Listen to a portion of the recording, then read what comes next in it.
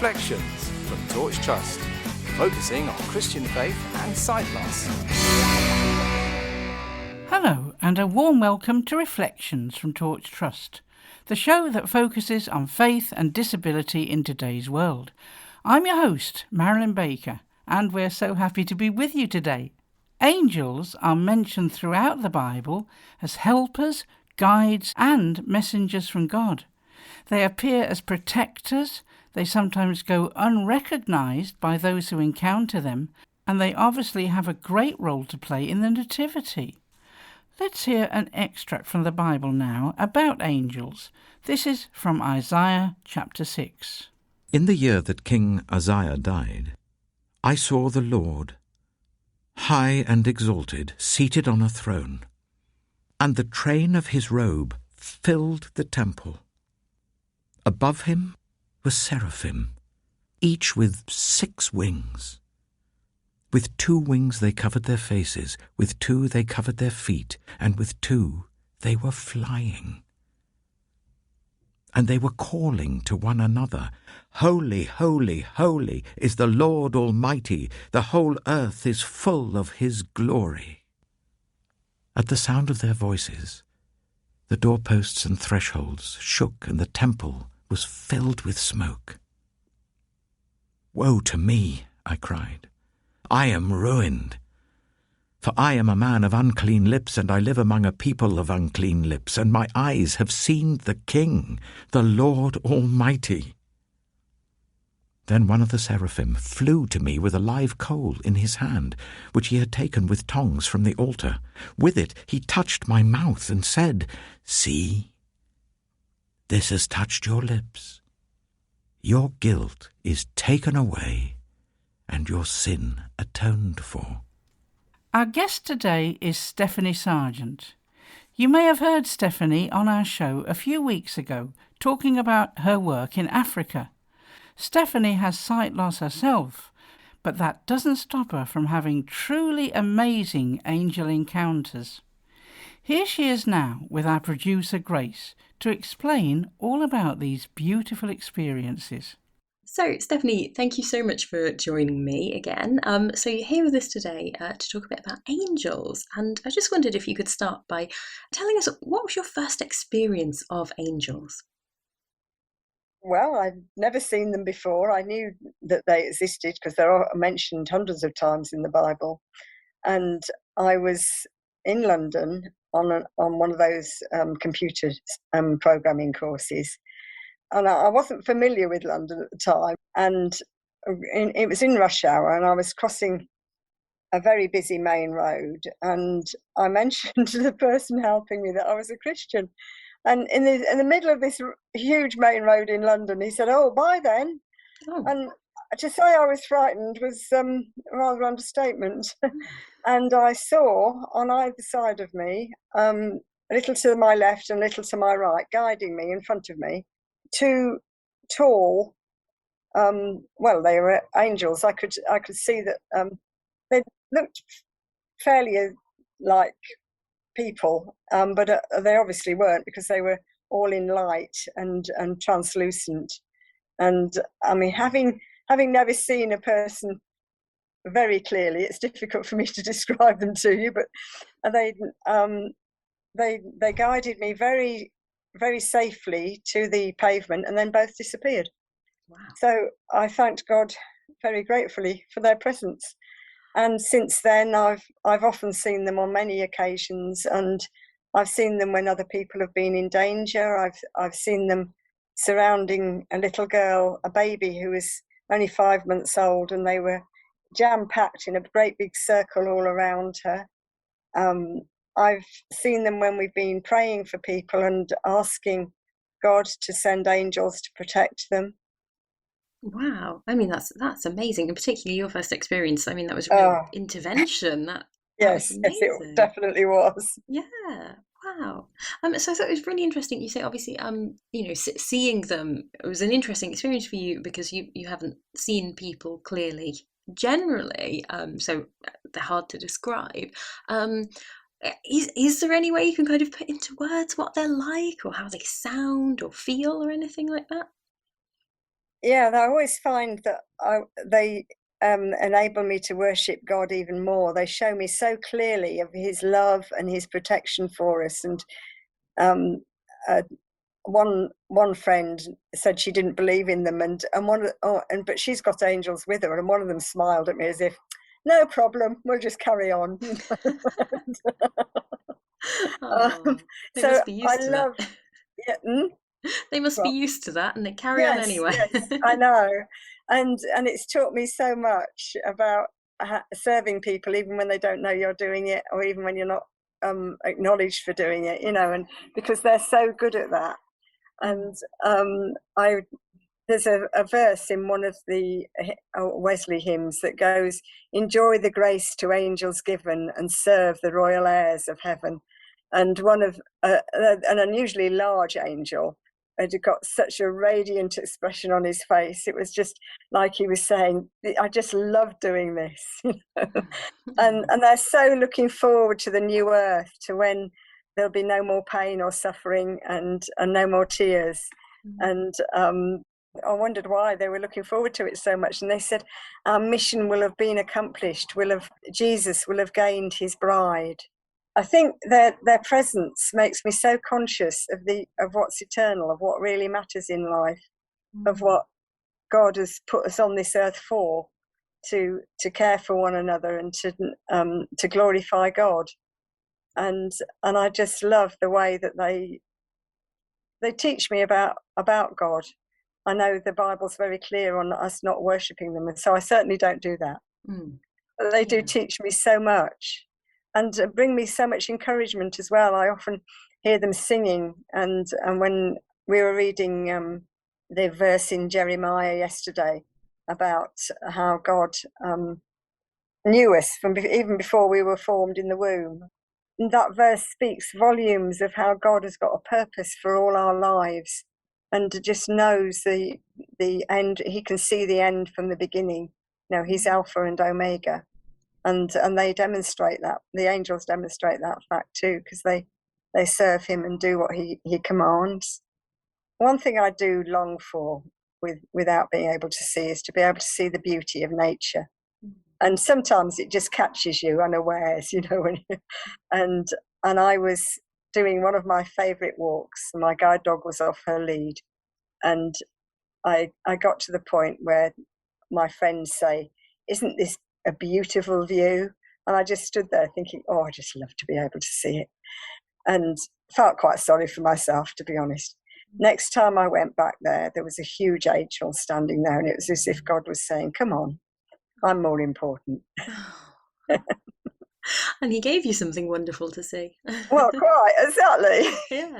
So Oh, yeah, that's brilliant. And I think you sum it up so well when you say, it's all about God ultimately, and yeah. angels are sort of facilitating. They're here to help with that relationship with God, and ultimately, God's who it's about. Have you seen the same angels more than once? Are there particular angels that you would say like you recognize, or are they always different?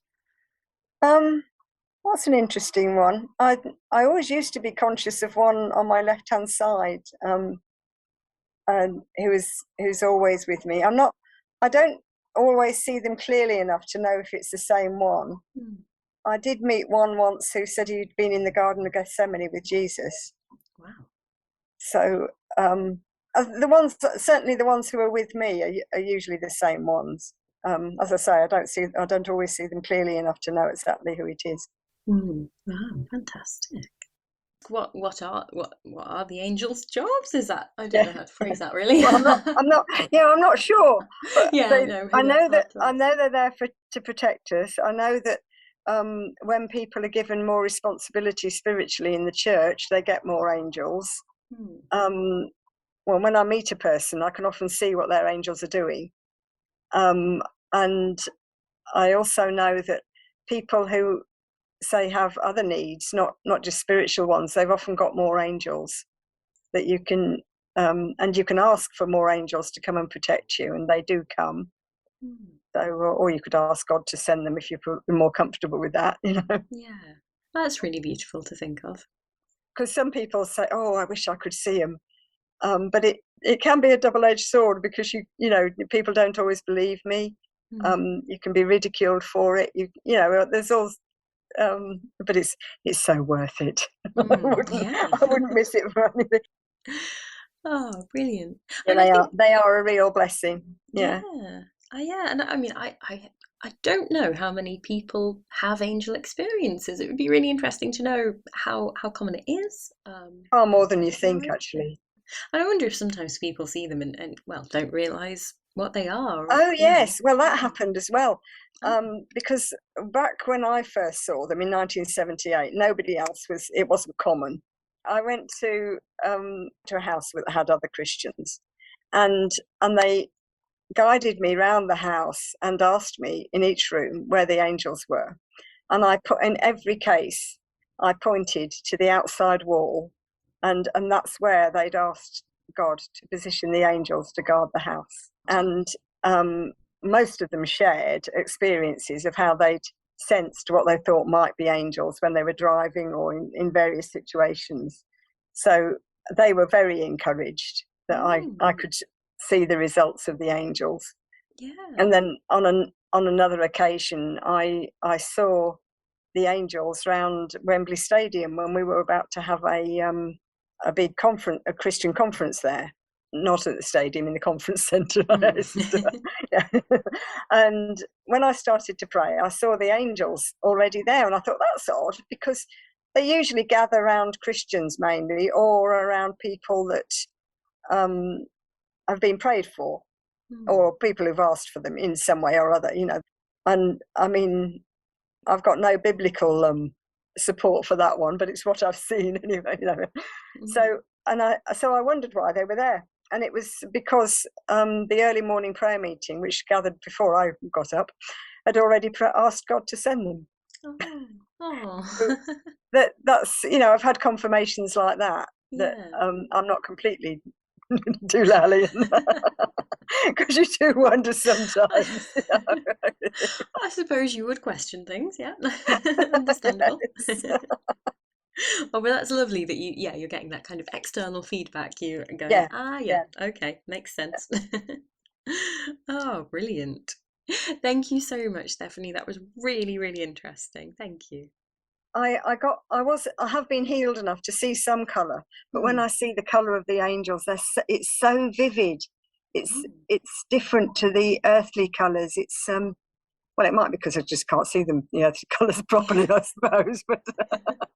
But yes, their robes are often, different colours, even though they're all in light. They look really lovely. Yeah. Thank you, Stephanie. That was very interesting. Well, I actually have experienced the protection of the angels myself. I expect I've experienced that many times. This is a few years ago, but I'll never forget it. I'd like to share it with you now, and here's an interview I did with Lynn Ball about what happened. Well, I was travelling back from Kent, just having recorded our Insight programme actually, and I got out at Tunbridge Station. I'm used to this station, but I was at the far end of the platform and nobody really seemed to be around.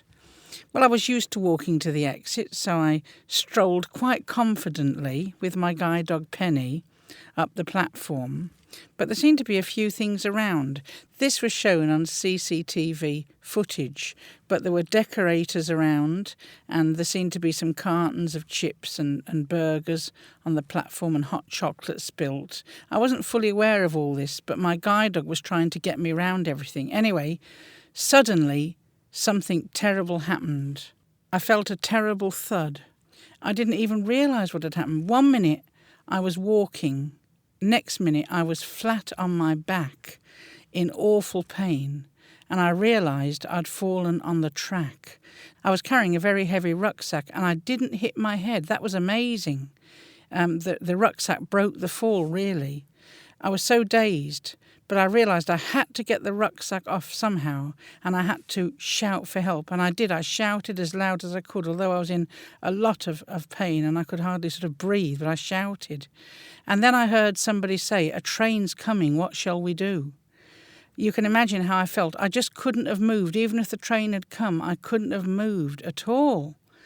And then I felt arms underneath me and men lifting me off the track. And then I heard them say, get the dog, we've got to get the dog off the track too. So, Penny was safe, but I just lay there on the platform, hardly realising what had happened. And then the train came. They managed actually to stop the train by waving a red flag. Apparently it was just feet away from me when it stopped. The amazing thing was that not one bone was broken. I was badly bruised and I had to go to hospital, but everybody said it could have been so much more serious. And if I hadn't managed to shout, I wouldn't be alive today, would I? Because, well, the train would have come. But the way those decorators lifted me off the track wasn't just coincidence. I believe that angels were round about me. I think that the devil actually wanted to destroy my life, really. But God kept me safe. I'm here today to tell the story. The angel of the Lord encamps around those who fear him. He will command his angels concerning you. He certainly did for me. And many, many people prayed for me. I went for some treatment on my back, and the back specialist was saying how amazing it was that I was making such a fast recovery. Well, Marilyn, I know it was a really frightening experience that you had, and a lot of us were praying for you. And I remember one of the things that really struck us, and we thought this is really God, was the fact that you suffered so little emotional distress afterwards, that God seemed to strengthen you, psychologically even. We were worried that you wouldn't be able to travel on public transport again without someone with you all the time. But God gave you the courage, didn't he? Yes, and in fact, last week I travelled on the same day, exactly 3 months to the day that it happened. At the same time it all happened, I travelled on a train.